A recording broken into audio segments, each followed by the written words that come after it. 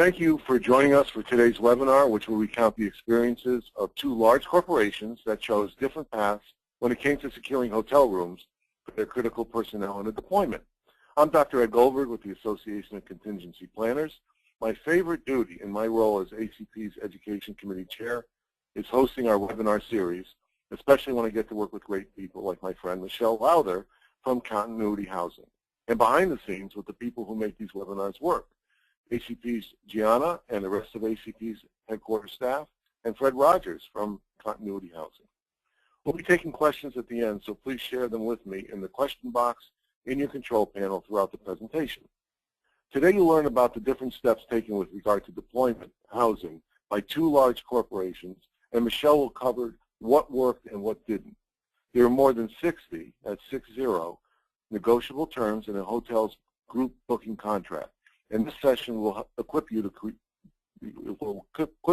with creative, unique ways to craft those contracts to your organization's best advantage to fit the unique aspects of a crisis management booking. If time allows, we'll also cover best practices for guaranteeing hotel rooms in advance on a contingency basis. The presentation itself runs about 45 minutes. Those of you who have time are encouraged to stay on a little longer to hear about the best practices. But before you ask, we will indeed be posting the recording of this entire presentation on our YouTube channel. With us today is Michelle Lowther, the founder of Continuity Housing. In 2005, after 15 years in various sales and operational management roles in the hotel industry, Michelle thought she'd seen it all. And then along came Hurricane Katrina, and Michelle saw firsthand what it was like for people and businesses displaced by the storm. The following year, a New Orleans-based client's request to hold rooms at her hotel on a contingency basis led Michelle to leave the hotel industry and create what is now her proprietary program to contractually guarantee hotel rooms for her clients without having to buy them outright. Michelle's program has helped clients for the last 8 years over multiple activations and has a 100% success rate. In 2010, Michelle was hired to contract and manage the hotel housing for the Deepwater Horizon spill response in the Gulf. She led a team of more than 30 to establish incident command center help desks and secure accommodations for thousands of individuals involved with the incident and restoration effort. Michelle's team negotiated contracts with over 100 hotels in 9 cities, ultimately saving her client untold hours and millions of dollars. Through that experience, she saw the market need for a brand that specialized in housing and logistics assistance for companies affected by disasters, and as a result, established Continuity Housing. Michelle has over 24 years of experience. Her expertise in business continuity housing, conference planning, and hotel contracting have made her a sought-after resource and a popular speaker. She's based in Katy, Texas. Good afternoon, Michelle.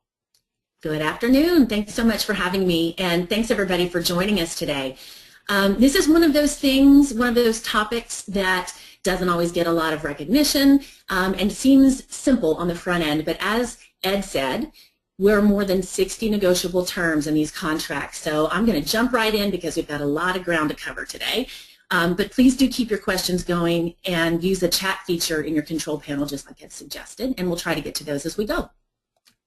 Okay, what we're going to do today is first set the stage a little bit and talk about some of the key terms that are in the hotel industry contracts. Also, a little bit about the hotel industry itself so that we have a context that we can then use to frame up these two case studies. The two companies that we're going to talk about today had a lot of things in common going into these events. One of them was reacting to a hurricane, a series of hurricanes, and one of them, of course, is the one that Ed mentioned already, the Deepwater Horizon spill response. So we'll talk about what they had in common, but then how they ended up on two very different trajectories from there.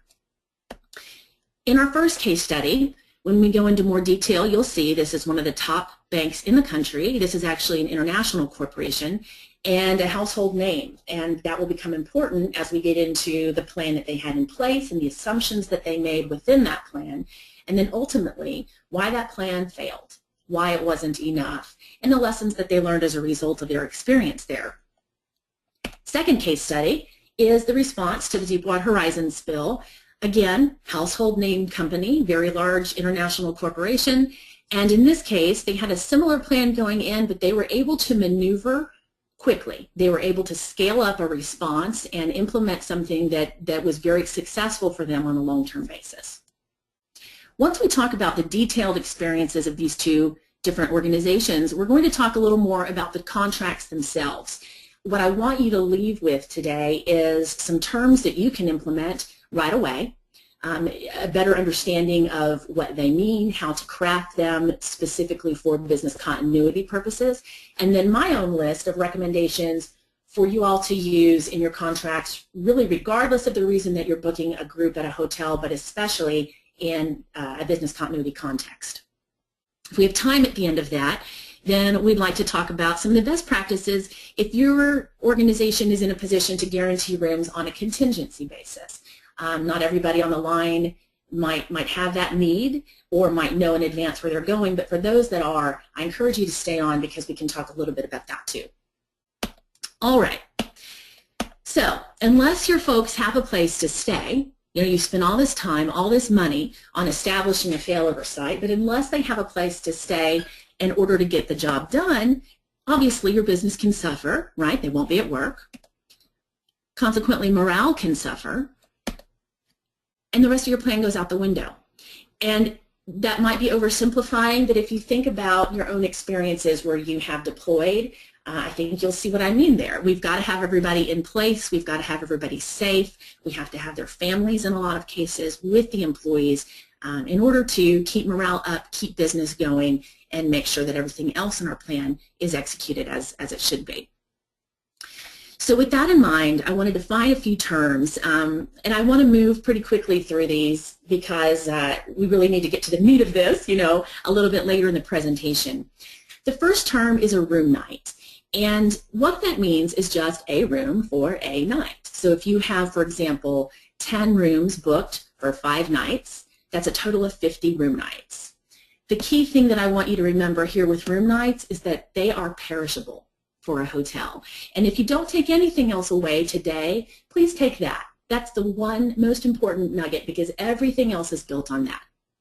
If a hotel has 300 rooms and they go down with 50 empty rooms tonight, then they lose forever the opportunity to sell those 50 rooms, right? So it's a perishable good for them, and they frame everything when they're looking at business opportunities through that lens.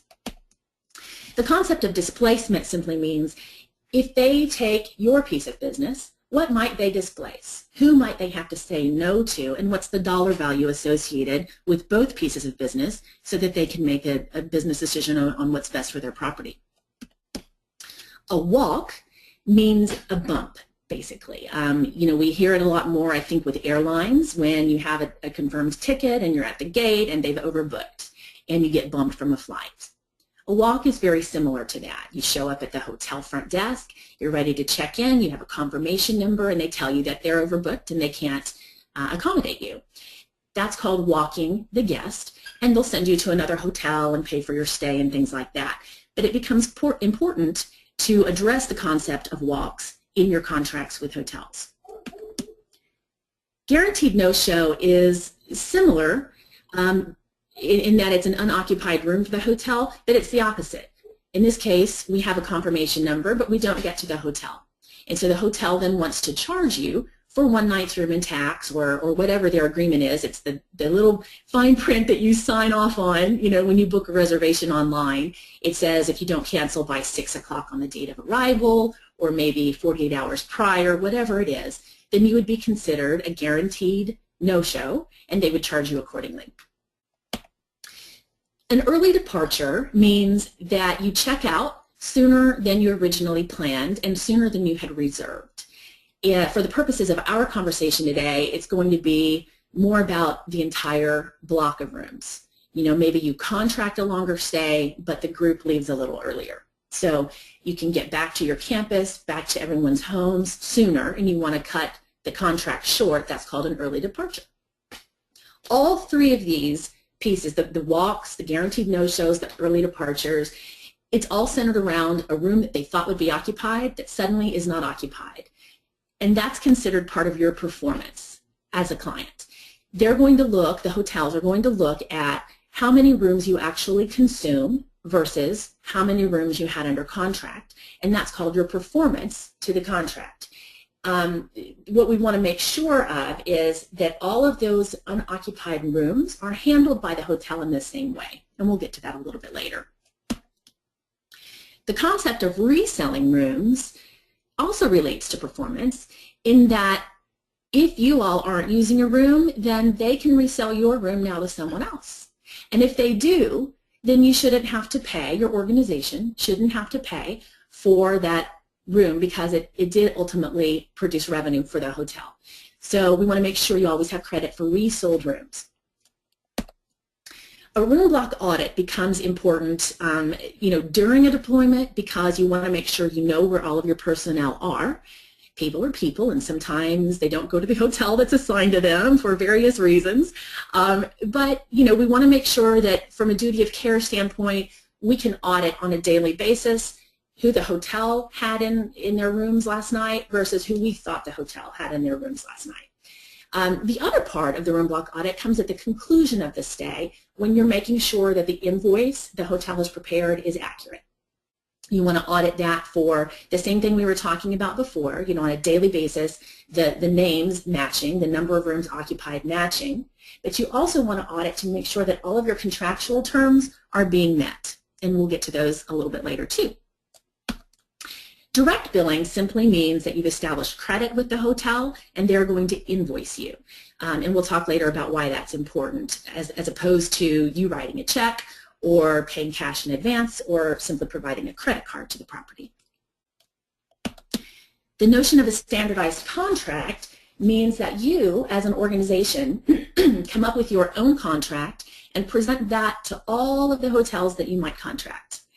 And once we get into some of the language a little bit later and the level of detail that's in these contracts, you'll see how it's important as a time saver, excuse me, and to completely cover your organization to standardize a contract and present that to the property as opposed to each individual hotel giving you their version of a booking contract and you having to negotiate back and forth and check word for word language to make sure that the language that you guys have vetted as appropriate and approved within your organization is included with each contract. There's no reason you can't present one of your own. And as we'll discuss a little later, if the hotel is presenting to you, some of those clauses are going to be a little more one-sided than I would recommend for you too. So that's something to think about. Last is spreading the risk. And that's important because even though you want to probably put people into as few hotels as possible in a deployment, it's important to spread your risk and to have multiple hotels in your pocket. Whether you are setting things up on a contingency basis or if you are simply reacting to something that's happened. Either way, you want to spread out a little bit because any hotel can breach at any time, just like we all can. So you want to make sure that you have enough hotels to cover your risk based on the number of people that you're trying to accommodate. And as I said, a room night is a perishable good. So let's get to the clauses that, in my opinion, you really can't do without in any contract. The first is to include a clause that provides you with first right of refusal on hotel inventory. This can be used in a couple of different ways. The first would be if you're setting up a contingency contract where maybe you are in a part of the world that is subject to severe weather on a seasonal basis, and you want to, you have a higher period of risk that you might activate your plan, and you want to make sure that you have rooms set up for you, guaranteed for you in advance. First right of refusal is a good way to do that, and it simply means that they will not sell their last X number of rooms, 20, 30, whatever it is that makes sense, to anyone else without giving your organization the right to buy those rooms first. We use this concept a whole lot at Continuity Housing, and this is really, it doesn't make sense for a hotel to put rooms aside for you and not sell rooms because the rooms are a perishable good, right? But it does make sense a lot of times if you've chosen the right hotels for a hotel to give you first right of refusal. So we can get into that a little bit more later when we're talking about setting up contingency contracts, but that's one way you can employ it. Another way to use this clause is if you are reacting to something and you simply have to deploy, on the fly.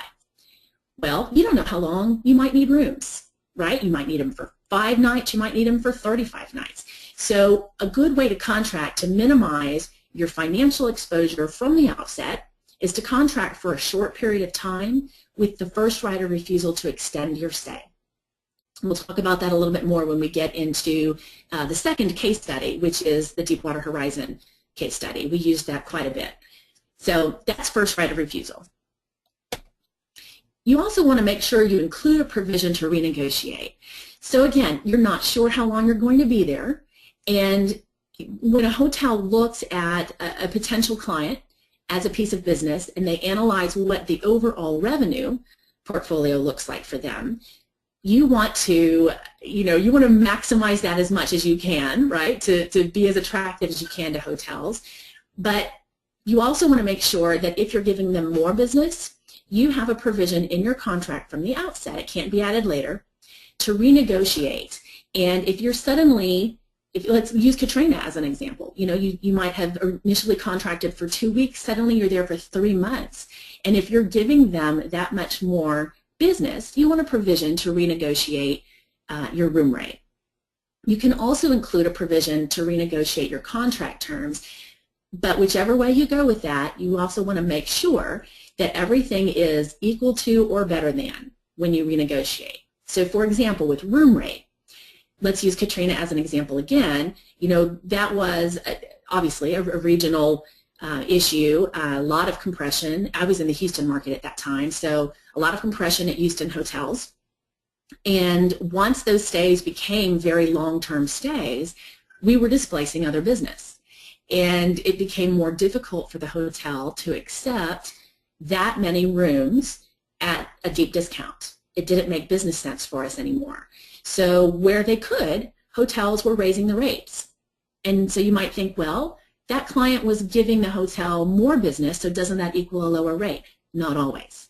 So you want, in your provision to renegotiate, you want to make sure that you say the rate will be equal to or lower than the currently contracted rate. Okay. So the next one would be early departure. We talked about what an early departure is. Now, we're looking at it as the entire block of rooms, the entire group. Hotels look at it as that or as an individual. So let's say you've booked 20 rooms for 5 nights and 3 of your people go home after 2 nights. So the hotel is now out those 3 rooms for the remaining 3 nights of the stay. They would consider that an early departure. A lot of hotels want to charge you a flat fee for that early departure, maybe $100, $150, 1 night's room and tax, however they structure it. But then they want to assess your performance at the conclusion of the contracted period, and they want to charge you performance damages on top of that. So what you want to be sure to include is that there will be no early departure fee, and that any unoccupied room nights will be assessed and calculated. If there are any damages, they would be calculated based on the overall performance in the block, right? So you're addressing unoccupied room nights in one way, no matter if they're early departure, if they were walks, if they were guaranteed no-shows. So speaking of guaranteed no-shows, same thing here. They want to charge you, the hotels want to charge you at least a full night's room and tax, usually. And if this is a regional event that's causing you to activate your plan, they are experiencing very high volume at that time. So they especially want to charge you the full room nights, room and tax, because they had high demand and they kept that room open for you all night and the person didn't come, right? They didn't check in.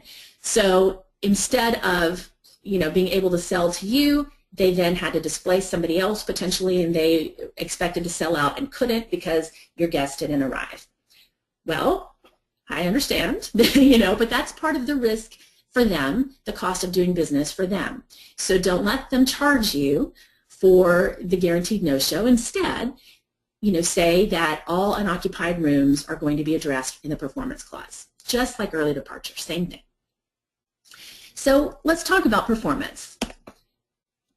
There's an attrition clause or a performance clause in every contract. And the hotels will allow a certain number or a certain percentage of total room nights booked to slip, basically, to be unoccupied without charging any damages. You know, things happen, people don't arrive for whatever reason, and the typical amount with that is 20%. So in an example where you have blocked 20 rooms for 5 nights, you have 100 total room nights, they just want to make sure that you utilized at least 80. And, you know, maybe it doesn't matter how it's spread out. Maybe it's 50 on the first night, 30 on the second night, everybody leaves. You know, however it looks, at the conclusion of this day, you calculate all of the room nights together as a sum, and as long as that equals 80 or more, you're okay. However, if you only pick up 70 room nights, then the hotel has been harmed, right? You've had your 20% allowable slippage, but you've consumed actually less than that. So what happens with those 10 room nights? Well, they want to charge you damages for that. The contract should stipulate that these are damages and not a penalty, and they will charge you for those 10 room nights. The important thing here is that any room nights they're charging you for that weren't actually occupied should be charged only at the amount of their lost profit, because you weren't in those rooms. So the hotel did not have any operating cost associated with those 10 room nights. There was no labor, there was no electricity, there was no wear and tear on the rooms themselves. For hotels that provide breakfast, that was less food that was consumed. All those kinds of things that go into their operating cost, that goes away. So the standard industry percentage for calculating profit is 75%. So you would only pay the hotel 75% of whatever your contracted room rate was on those 10 room nights. Does that make sense? So the rest of them would all be, of course, at the full rate, because those were occupied rooms. The 10 rooms would be only at the 75% of the rate. So going back up a few bullets to the early departure and the guaranteed no-shows, all those unoccupied rooms would be added up at the end of the stay, and you wouldn't have to pay an early departure fee on top of your damages, and you wouldn't have to pay a full night's regular rate room and tax for a guaranteed no-show. Instead, you would only have to pay 75% of the room rate. And obviously, you know, when you add that up over a large block of rooms, that becomes pretty significant. Cancellation, for our purposes, actually means cancellation of the entire contract, the full block of rooms. It doesn't mean canceling one room here and there that is part of the block, because that just becomes an unoccupied room night that is addressed in the attrition and the performance part of the contract. Cancellation here means we've signed a contract for rooms and now we're not coming anymore. In a lot of cases, hotels will try to charge you for 100% of your room block. So they're holding you to more of your room block there than the 80% that we talked about just above in the attrition. And they'll also want to charge you the full room rate instead of allowing you to pay just lost profit. My contention is that that's not right. You know, the cancellation should not make the hotel any more whole than attrition does. And what we negotiate for our clients is that those two clauses mirror each other. So cancellation suddenly becomes 80% of the block, not 100, at 75% of the room rate, not 100. And if you do the math on that, it ends up being 60% of what you contracted in the first place. So in the event that you think you're going to deploy, you sign cancellation and you end up not going, you now owe 60% of what you contracted instead of the full 100. So that's a good way to save your organization money. And that happens. You know, everybody's vying for the same rooms at the same time. And you've got to get in there and get the contract signed. And we'll talk about that in a minute with the bank's case study. You got to get the contract signed. But then if something happens and, you know, you don't have to deploy anymore, then what do you do? So we want to make sure we mitigate that from the beginning. Something else that we include for our clients is an out clause. Kind of a grace period within that cancellation language. So we say that the client may completely cancel the booking contract within 24 hours of having signed it with no damages assessed. Once we hit hour 25, then the client's on the hook for full cancellation, which would be 60% of the block. but it gives our clients a way to activate the hotel contracts and then step back out of that if they need to, and the deployment is no longer required. So it gives you a little more flexibility, something I highly recommend actually.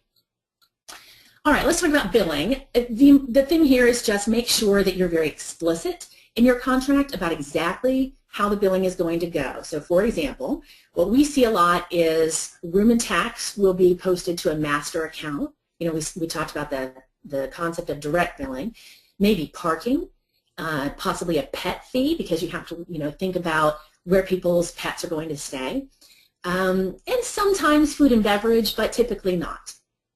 If your hotel has conference space and you have a last-minute need to use conference space, maybe that goes to the master account, but everything else is handled by each individual's credit card, or they put down a cash deposit, however they want to do that and however your organization wants to handle it.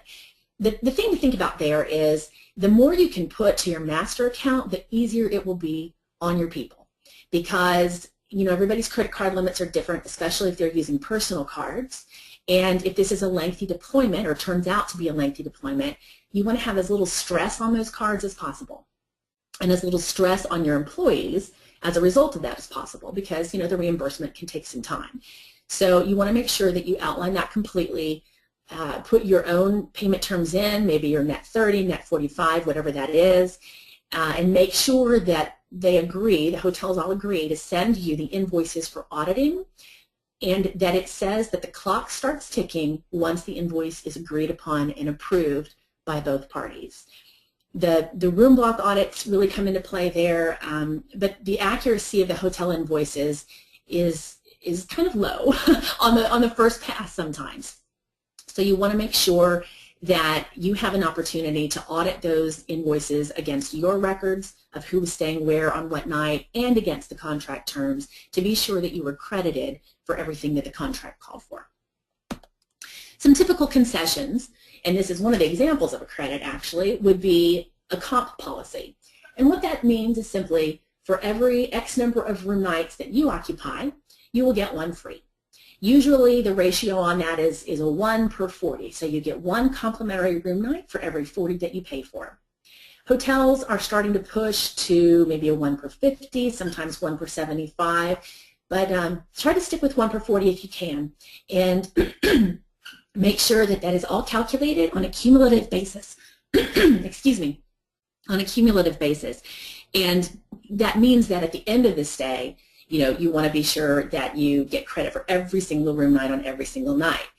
If somebody, for example, had a 1 per 40 comp, and the first night they occupied 40 rooms, second night they occupied 25 rooms, third night they occupied 75 rooms, how many comps does that earn them?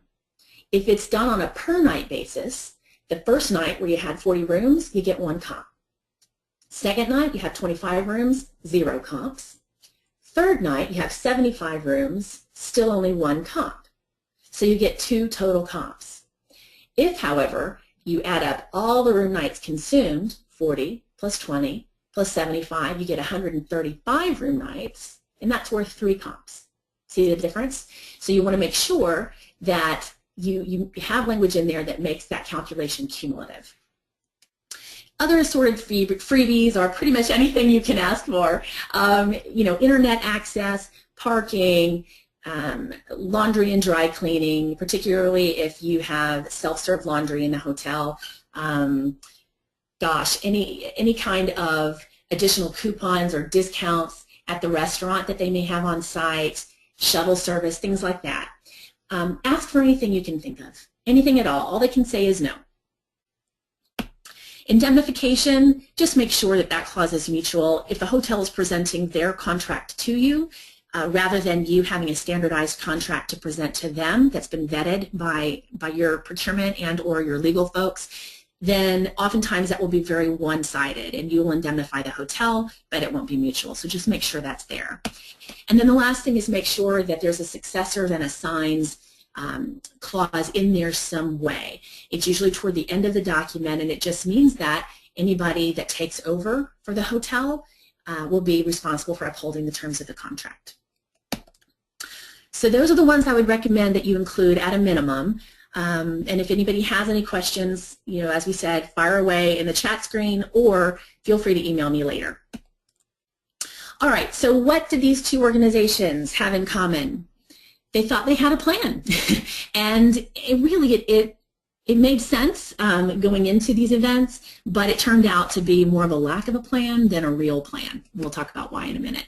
Both of these organizations are household names, and the reason I mention that is that the size of the organization, the spend that they have, on an annual basis with hotels, things like the fact that they had negotiated rates already, preferred hotels that they always stayed at and they had a business relationship with.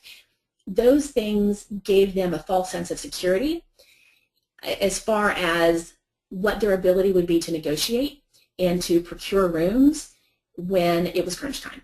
So we'll talk about that in a little more detail with each case. They both had extensive hotel programs in place, which is what I meant by the preferred rates and business relationships, oftentimes billing relationships already set up. They had national, sales contacts, in some cases global sales contacts for each major brand, Hilton, Starwood, Marriott, those folks. And, they were responsible for managing the client relationship. They obviously had a lot of spend all over the world. And with all of those things, like I said, it just created a false sense of security for them. They also each had an internal travel department, and a lot of you on the call may also have an internal travel department. In both cases, actually, those jobs were outsourced, so it was a third-party company managing it, even though they sat on site, and a call center type setup. And the important thing, I think, is they wanted to rely on these people because they have their hotel expertise. But there are a lot of things that go on in a group booking situation that don't necessarily happen in an individual booking situation. So the hotel travel resources that they had booked most of their business travel all over the world. They had profiles built, on all the employees that traveled. They figured that would be very streamlined of a process, especially given the hotel knowledge that these folks had. And it didn't turn out to be that way. So let's talk about a little more detail. Our bank is reacting to Gustav and Ike in 2008. So going into it, we have a lot of warning when hurricanes are coming, and we are watching the spaghetti models and trying to figure out exactly where and when it will make landfall. But we have some time to quickly put together, the most robust plan that we can if we don't have anything on the books. In this case, the bank did have something on the books, and we'll talk about exactly what that was. What they needed, if they needed to activate their plan, would be about 200 rooms. And their HR policy meant that they could book up to 2 rooms per employee, so it was probably more like about 140 or so actual employees. And they could book a second room for extended family, if need be. The protocol that they had going into it was that their individual department of travel would handle it. They had the expertise, just like we were saying a minute ago. And they would be the ones to contact the hotels, to assess the availability at each hotel, to actually negotiate booking contracts with each hotel and or make individual reservations at the time. So what ended up happening? Well, everybody's phones are ringing, right? Every hotel is trying to get their arms around their inventory and trying to manage the last rooms that they have to sell. Those rooms become very, very precious. So they're closing down their booking channels, on the internet or their 1-800 number. If you call the hotel directly, you're put right back into sales. They want a very tight control over what's happening. That means that the people that are available to help inbound calls, that's a small group of people because they've got their arms around it, and that's good for them. However, it makes it hard for us, because we have fewer people that can assist us, meaning the phone's ringing, ringing, ringing, we're leaving voicemail, voicemail, voicemail. It's hard to get through. Because of that, in part because of that, I should say, these folks were still booking the blocks of rooms, and their employees had already left. They were on their way. They had a responder site, already identified. They were on the road. They were in contraflow traffic, trying to, take the 22 hours that it would take them to make what is normally a 3.5-hour trip, and they were gone. So they were in the cars without knowing where they were supposed to land. Not a good place to be. Another component that made it very difficult for the travel management company was because they didn't know exactly who the people were that were going. You know, there's going to be people on vacation. There's going to be attrition or job changes, you know, all sorts of things. And they had a list of names, but they didn't update it regularly. So that was the first problem. The second problem was it was simply a list of names. So they didn't have data like extended family, like, you know, ADA related needs, cribs, pets. Pets, that's a huge one.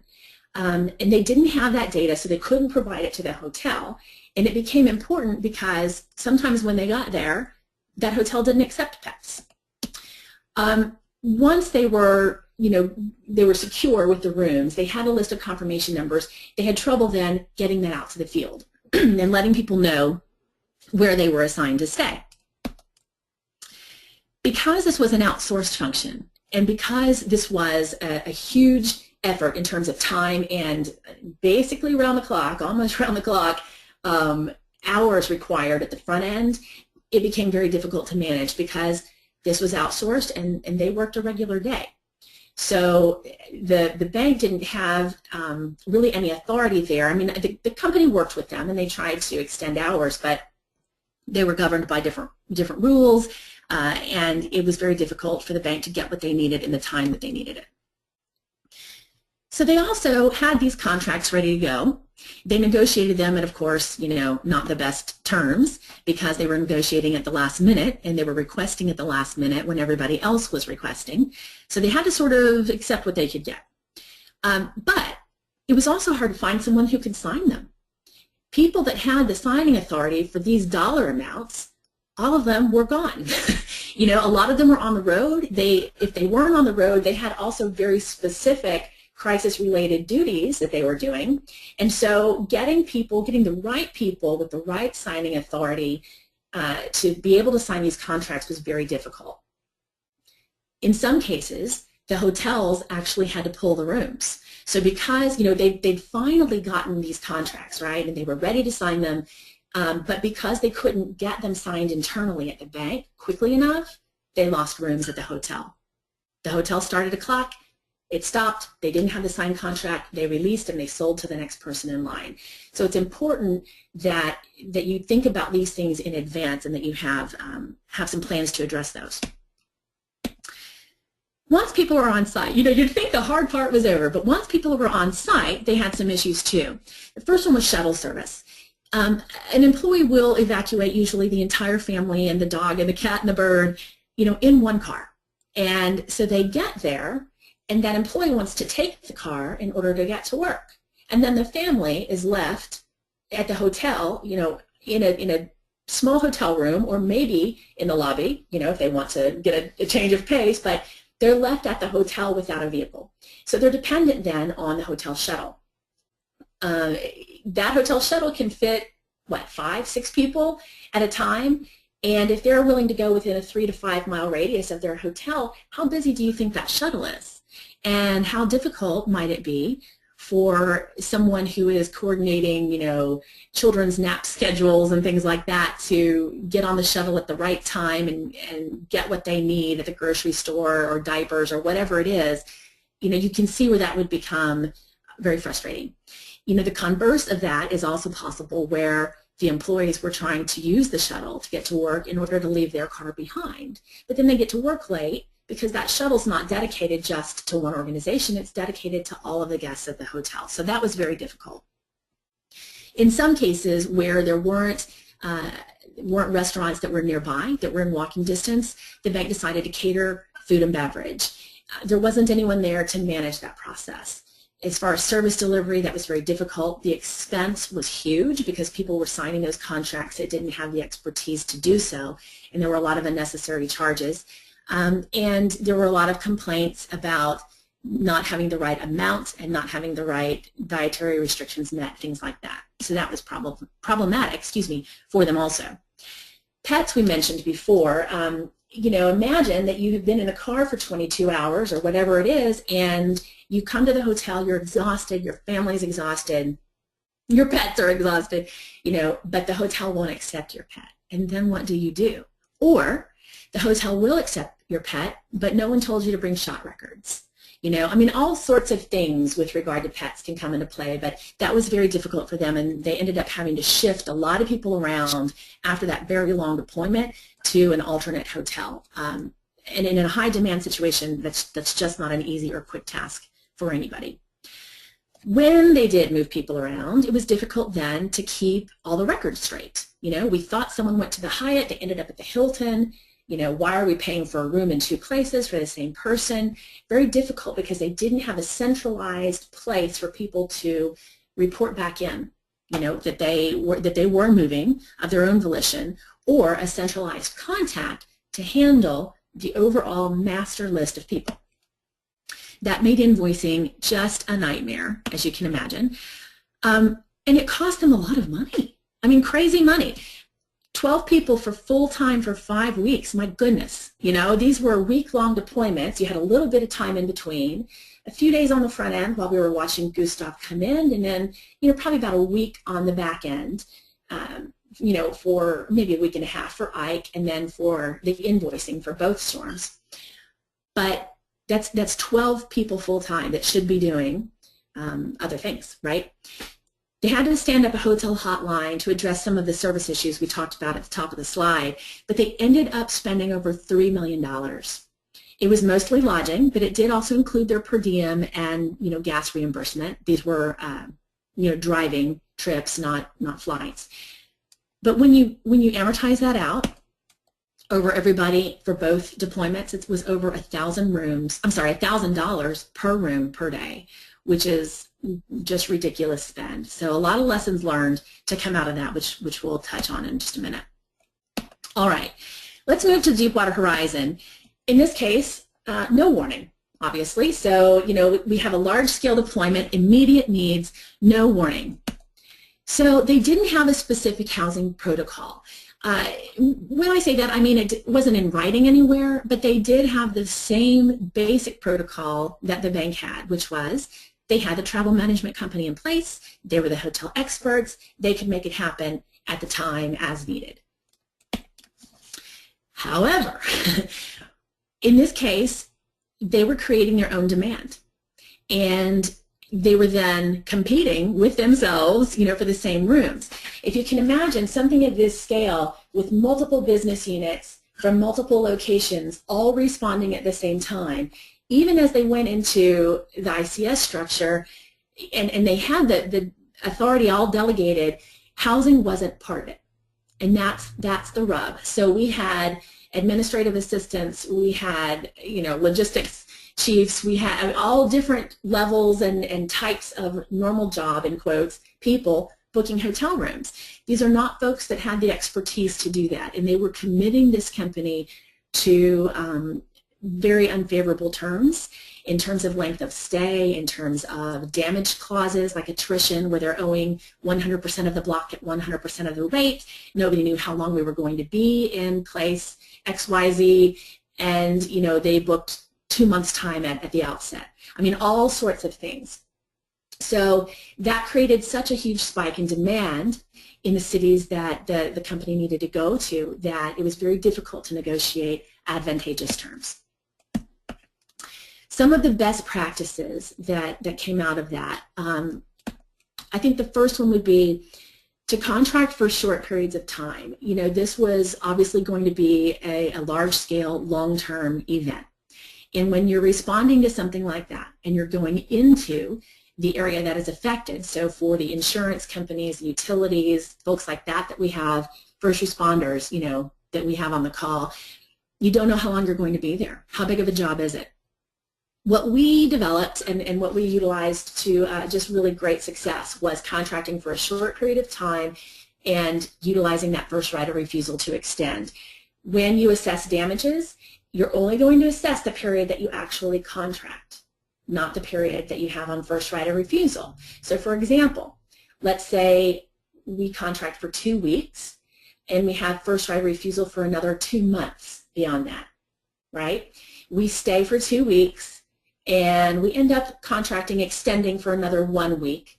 But for the rest of the we end up going home after that, and for the rest of that 2-month period, there are no damages assessed. So we were able to really tightly manage not only the inventory, but the financial risk, and to make sure that as little as possible, we were paying for empty rooms just as little as possible. It was fair to the hotels because if we were pulling out, everybody was pulling out.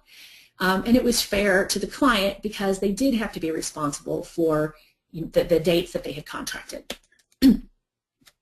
We did use that provision to renegotiate the rates and the terms if we extended our stay. So the opposite would be true, right? Where we booked the 2 weeks, but we realize now that we're in for the long haul, we want to extend a month or 2 at a time. And that's what we did. We utilized the first right of refusal. We extended for 30 to 60 days with each addendum to the contract, and it just became sort of this rolling contract. Very, very successful way to do that. We also developed an early out clause, and what this allowed the client to do was cancel, basically, early depart on the rest of the contracted period without damages owed. So let's say we contract for our 2 weeks. We see we're going to be there for the long haul, so we add 2 months. But all of a sudden, after a total of 4 weeks there, we realize that we're going to relocate the command center, just as a hypothetical. And once we reload, everybody's out of there. Well, when that happens, we don't want to have to pay damages for the rest of that first right of refusal period that became a fully contracted period. So what we said was, with 3 days notice or 5 days notice, in some hotels' cases, 7 days notice, but with a pretty short amount of notice, we could leave the rest of the contract open, we could early depart the entire group, and we could be free of damages after that period of notice was given. So if we're giving notice today and we give you 7 days notice, then you can charge us, you can assess our performance for the next 7 days and charge damages if we owe damages. But for the rest of the contracted period, no damages owed. It saved millions of dollars in this case. And it's not the way they started out contracting. We also conducted room block audits on a daily basis, and we allowed the hotels to invoice on a monthly basis, sometimes on a semi-monthly basis. We were consuming the majority of their inventory, and they had cash flow issues. So we let them invoice more often. It kept us on top of it. It allowed them to have the cash flow they needed, so it worked for everybody very well. Okay, so a couple of quick things when you're negotiating contracts. You want to consider your length of stay, and when that is a wild card, which it often is in our business, make sure that you have first right of refusal to extend your stay and that provision to renegotiate. You see how we've been able to use that in the case studies, and be sure that when you say renegotiate, you spell it out that you mean equal to or better than, right? A rate that is equal to or lower than. When it comes to walks, guests being bumped, you're there for crisis response. You don't have room to be walked. So you put in your contract that the hotel agrees to walk other guests, other people's employees first. If they've done that and they still have to walk one of your guests, you want to make sure that they pay for everything. And you also want to make sure that those room nights that a guest is now spending at another hotel get included when it comes time for the hotel to calculate your performance. In other words, if they walk you and someone spends 5 nights somewhere else, you shouldn't be penalized the 5 nights in your performance calculation. Guaranteed no-shows, just make sure, again, that all unoccupied rooms are covered by the performance clause. People are people. They're going to want to stop and stay with their buddy. Maybe they want a carpool. Maybe they want points because they're Hilton customers, not Marriott customers. Whatever the case is, not everybody is going to stay where they're assigned. So you want to have that provision to cover yourselves for guaranteed no-shows. Same thing with the early departure. It's all considered an unoccupied room night and calculated just as part of performance. And then even if you plan to pay by credit card, like we said before, make sure you've set up that direct billing. The important thing there, not only have you spelled out what goes on a direct bill, and not only have you saved your employees some time and some grief and some stress from having to plunk down their individual credit cards, but you've also given yourselves the benefit of auditing the invoice before a hotel charges your credit card. The alternative to that is you complete what's called a credit card authorization for the hotel, and you say, you know, I give you this credit card to pay for our master account. It's to cover charges such as X, Y, and Z, and you sign at the bottom. In that scenario, your stay is over, and boom, they're going to charge your card. And almost all the time, those invoices will need some tweaking. So then you're having to deal with, you know, did you get the credit appropriately back to your credit card? Did you not? Do you have to do a chargeback because you denied the whole thing? You know, you just want to make sure that instead you have it set up nice and clean where it's direct billing and they invoice you, even if you plan to pay that invoice with a credit card in the end. Attrition. You want to ask for that 20% slippage. Hotels are trying to move toward 10% as the industry swings back in their favor a little bit and businesses picking up for them. They're trying to shrink that, you know, fewer and fewer rooms that you're allowed as a gimme. Shoot for that 20%. And a good idea with that, too, is to sign a multiple year agreement with the hotel so you can lock in whatever you can negotiate now for the next 2, 3, 5 years. If you do that, of course, give yourself also a provision in the contract to cancel on an annual basis, to cancel the rest of the contract with them without any damages. But shoot for that 20%. And be sure that anything they do charge damages for, that they charge you the lost profit rate, which is 75% of your room rate, not the full rate itself.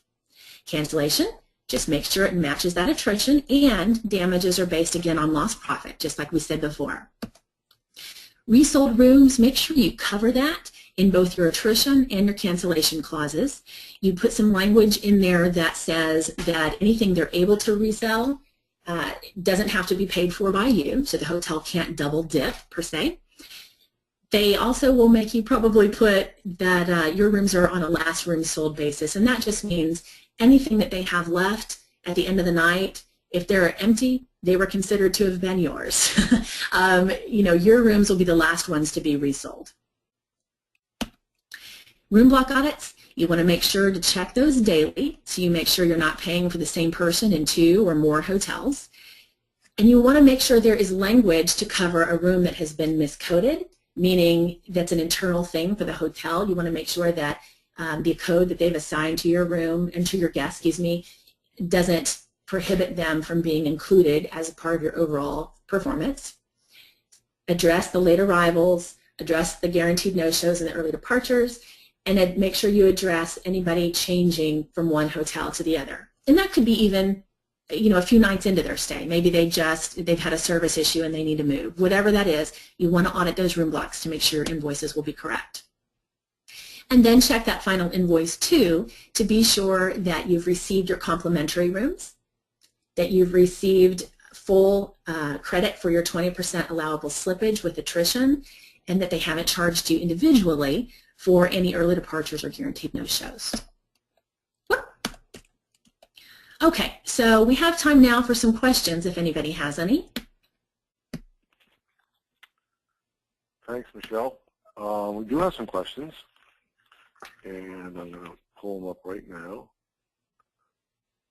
Do you recommend building in conference rooms within the contract? No, I don't. And actually, we get that question periodically. It seems like a great idea because we're used to going to hotels for conferences, for training, things like that, and they've got internet bandwidth, and we can just recover there. However, if you think about the number of meeting rooms that a hotel has as opposed to the number of guest rooms, you know, maybe they have 300 guest rooms, but they've only got 5 or 6 meeting rooms. Those meeting rooms are pretty precious commodities. And, you know, hotels put all sorts of restrictions internally on how they sell those rooms. You know, typically it's not open for what they call free sell until about 30 days prior to any given date that you would be using it. So they instead hold them, and, you know, if it's going to hold 50 people, then they're not going to sell that room unless they have 50 guest rooms to go with the 50-person meeting. You know, they make their profit on the guest rooms, not the meeting space. So it doesn't make sense for them to hold those out for you. There's also a confidentiality issue there too sometimes. So if you're an organization that will be sharing a hotel with a lot of your competitors, you know, then that might be a concern for you too. Great. A good question. What is your take on annual pre-purchase rooms for business continuity? That's pretty funny because Ed, you mentioned earlier that, you know, I was on property for Katrina, and I was. And when I got the call the second year in 2006 from one of my clients there, they said that they wanted to rebook, and my response to them was, okay, great, you know, but you're going to have to buy rooms from me for the entire period that you want to cover.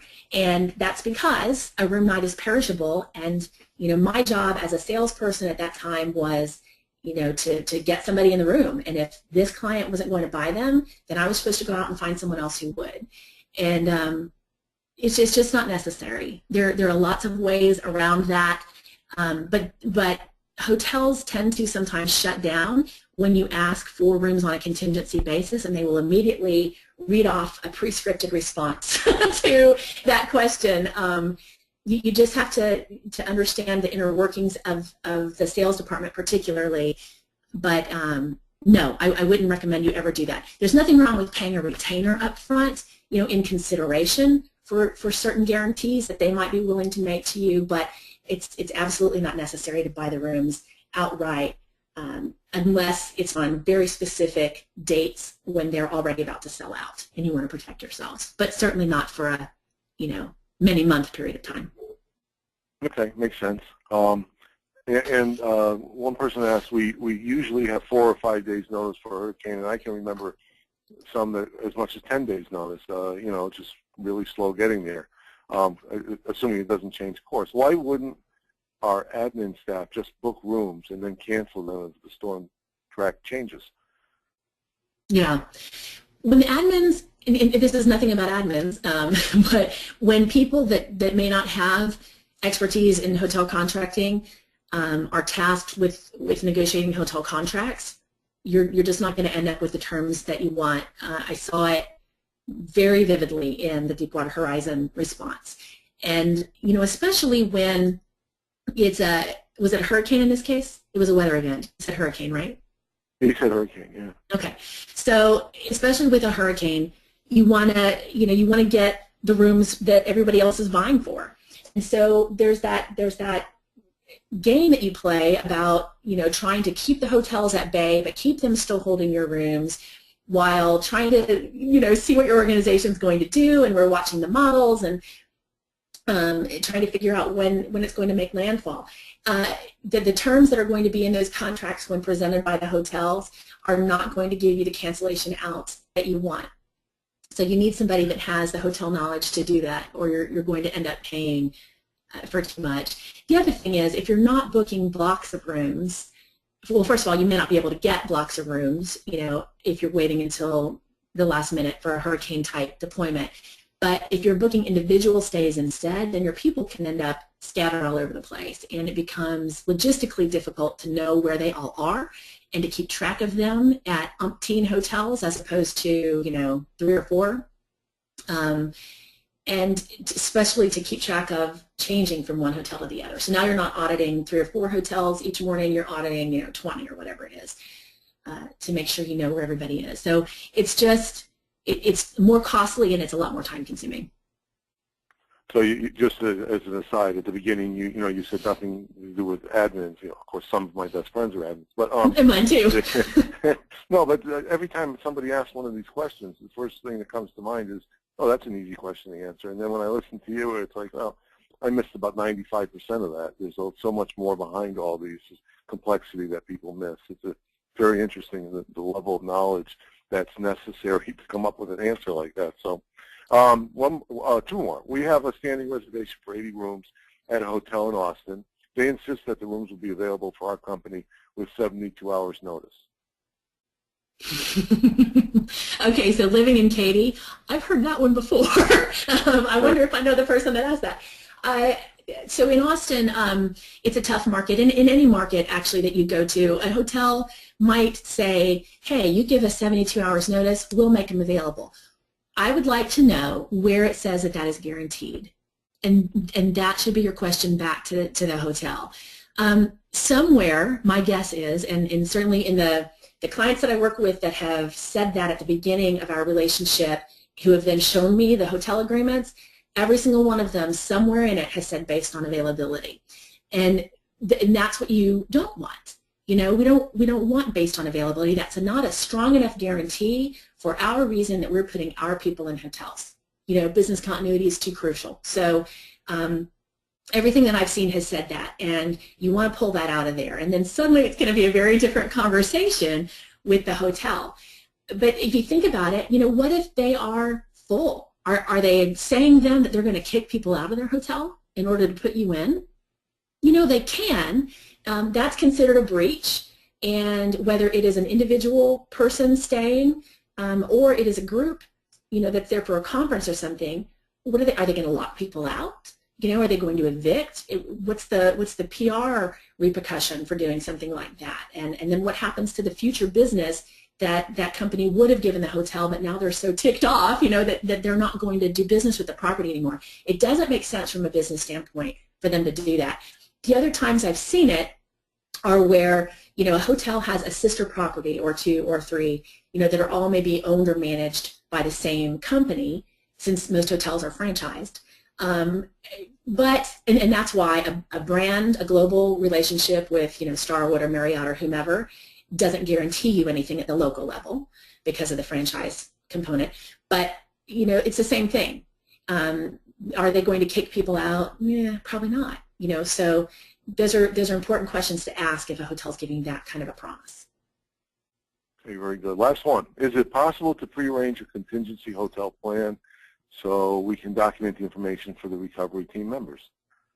Yes, yes, and I, you know, well, obviously, I think housing should be part of every business continuity plan, but the documentation piece is important. You know, maybe you have a shared drive on your intranet that people can access through VPN. Maybe you have a messaging service. However you do it, there should be some, I think, some basic hotel information that is provided, and it's just to give them a comfort level. You know, not only can you communicate their confirmation number in their hotel assignment, particularly in the case of the bank that we talked about where people were on the road and didn't know where they were going, but you can also communicate key information like requirements for pets. You know, what is the deposit that that person will have to pay? What shot records will they have to have?